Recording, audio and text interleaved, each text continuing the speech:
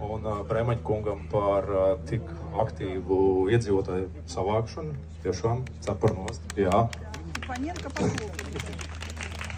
Aplaus Jūlijai, cik es saprotu. Es gribētu uzreiz izstāstīt, lai nav nekādi jautājumi, es saprotu, ir neskaidrības. Patreiz bija iesniegts detāla plānojuma maiņa domē, un ir savākti vairāk kā 3000 paraksti. Jā, un es redzu, ka jūsu ir daudz, un tiešām jums tas rūp. Tas man tiešām priecē, un es kā attīstības komitejas vadītājs, mans vārds ir Edgars Bergholts, es vēlos bez pastarpinājuma un tieši ar iedzīvotājiem dzirdēt jūsu viedokli. Un es ļoti ceru, ka tieši tā arī būs.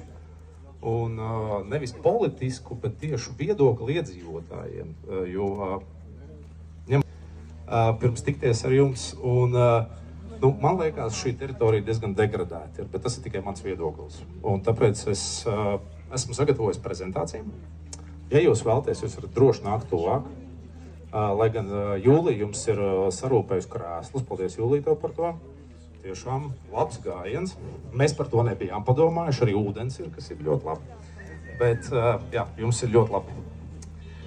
Tad es izstāstīšu no savas puses, kā mēs to visu, ko mēs esam saņēmuši un par ko ir varbūt rūpe.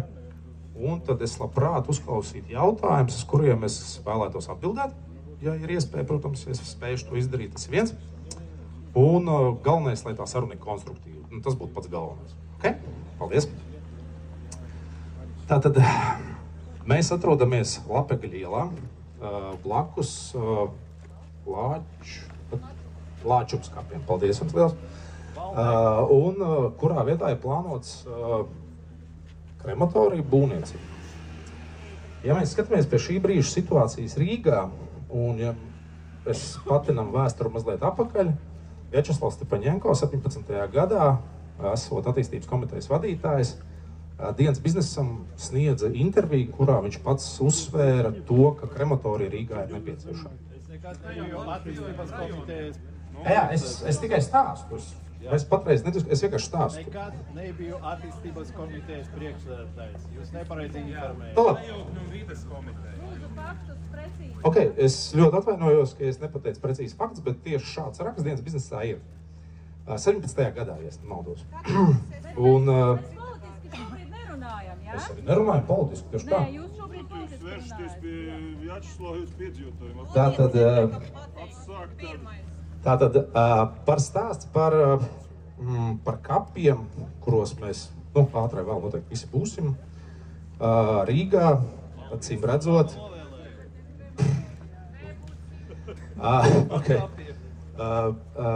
Tātad stāsts par kapiem Rīgā, vietas kapos paliek arī mazāk un mazāk, diemžēl. Un šī ir problēma, kura ir jārisina, un šeit man šķiet uzņēmējs, kurš ir uzņēmies attīstīt, šajā gadījumā tas ir biznes, nevis bezmaksas, tāpat kā medicīna, ir bezmaksas un ir biznes. Tāpēc šeit ir plānoti kapi, krematorijas, un krematorijas patreizajā brīdī, man tā liekas, aizņem stipri mazāk vietas, nekā tad, kad ir tradicionāla apglabāšana. Tātad, kas tiek darīts?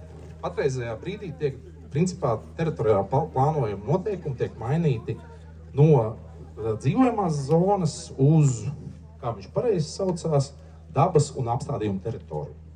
Tas ir tas, kas patreiz tiek darīts. Tas ir tas, kas tiek prasīts. Pirms tam šeit, noteikti lielākā daļa mans iedzīvotāji atcerās, ka pirms tam šeit bija mazdārziņi. Mazdārziņi, acīm redzot, vairs tā teritorija ir degradēta. Tas ir tas, ko es teicu. Jums ir degradēts, lai sakārto.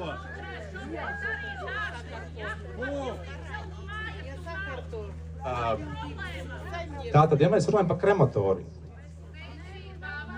to es dzirdēju, jā. Es jums vienkārši izstāstu patreizajā brīdī, un mēs runājam, es vismaz lūdzu, lai būtu konstruktīvu sarunu. Tātad krematorija darbināšanas procesā rūpniecība noteikti ūdeņi neveidojas. Kur ir attīstītājs? Kaut ko te patās, es viņu redzēju. Nē, es domāju, ka nē, vienkārši, tā ir domas organizēts pasākums. Nē, tas ir jūsu pasākums. Jā, bet es esmu... Domnieki pateic, domēt un nav nekāda sakara, nevajag melot. Tas ir Edgara Berkausa kā politiķa organizēts pasākums, un jūs esat visticamāk ieinteresēts, jo jūs pat no mums šobrīd slēpjat attīstītāju. Vai tas nav tiešām jocīgi? Vai es no jums slēpju attīstītāju? Tiešām? Es nezinu, Reku Jegors. Reku ir attīstītājs. Es nezinu, vai tiešām viņš slēpjas no kāda. Lai viņš arī prezentē. Es nezinu, cik viņš man maksā par to. Es patreizējā brīdī gribu dzirdēt iedzīvotāju viedokli. Un es nevienā brīdī nevienu neaizstāvu. Iedzīvotāju viedoklis bija izsaukts jau. 4000 pret. Ļoti labi. Ejam tālāk. Kam labi?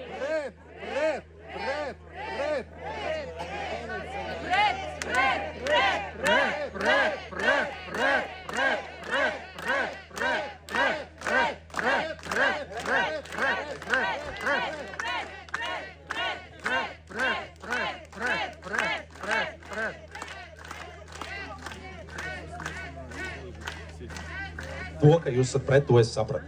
Tas ir skaidrs arī no parakstiem un arī tā, ka jūs esat ieradušies. Tas tiešām ir labi. Reklamē privātu iniciatīvu. Pasakiet!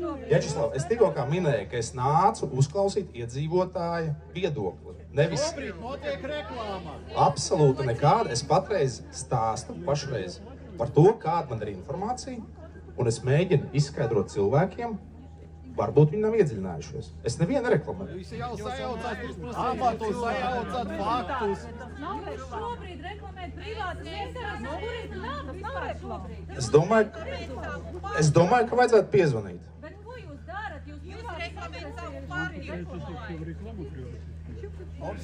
Saskaņot pasakot. Tātad pēc plānotā, kas ir plānots patreiz, cik es saprotu, ka tiks izmantot dabas gāze, un tas nozīmē to, ka nekādu dūmu vai vispārējo sliktu lietu nebūs. Nākamais punkts, ko es saprotu, ka cilvēki protestē par to vai pret to, ka šī krematorijas būs ļoti tuvu mājā. Pa taisno izmērot, nu tā pa taisno. Tuvākā vieta ir 450 metri. Tas ir tuvu. 450 metri. Tas ir tuvu. Varoņu, es gribu piebilst, Varoņu ielā, tas, kas ir centrālajie kapi, tie brāļu kapi, tā viņi saucās, tur ir 190 metri. Un kas? Mēs negribam te krematoriju. Es neesmu dzirdējis nekādu pretenziju. Un ja mēs skatāmies uz pārējiem krematoriem, kas Latvijā ir, tātad Rīgas, Saldus, Valmieras, Un kas? atrodas mazāk attālumā nekā dzīvojamie rajoni. Un kas? Valmierā 2 kilometri no Tad mēs ejam iedzīvotājiem. Tālāk ir šie dūmi, kur ir paņemts video no YouTube, kas rāda, ka, principā nekas ārā no turienes nenāk. Es lasīju tos... Mēs zinām, kā Nē, tas tur video arī ir. notiek. Tur ir video. Reku ir video, reku tieši kustās, redzat? Jā, to es varēsiet redzēt no attāluma. Arī aromāts tur nav nekāda. Kā jūs zināt? Jūs dzīvojat blakus? Protams. Jūs gribat Tātad patreizējā brīdī, cik pēc plāna ir skaidrs, šis ir normāli. Šis pilnīgi nav, es tiešām gaidīju kaut ko tādu. Jums ļoti labi sanāk. Super. Un es saprotu, ka tie video, kas tiek filmēti, es esmu ļoti daudzos iekšā. Paldies jums par to. Žēl, ka nav priekšvēlēšana kampaņa. Tiešām žēl. neņirgājieties par Tad cilvēkiem. man būtu vārds dot visticamāk, jā. Nākam gadu.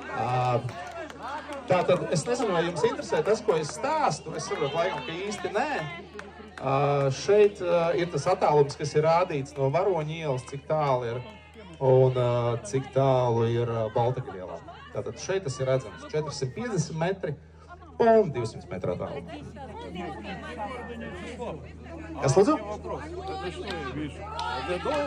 Nē, es saprotu, es patreizē, saprotu, jums jāsaprot viena lieta. Lai es pieņemtu. Tas ir īpašnieks. Tas ir īpašnieku mājas tās ir. Jā, tas ir zemes īpašnieku mājas. Balagāns ir baigais, man liekas, ka es liekšu runāju, bet tik un tā.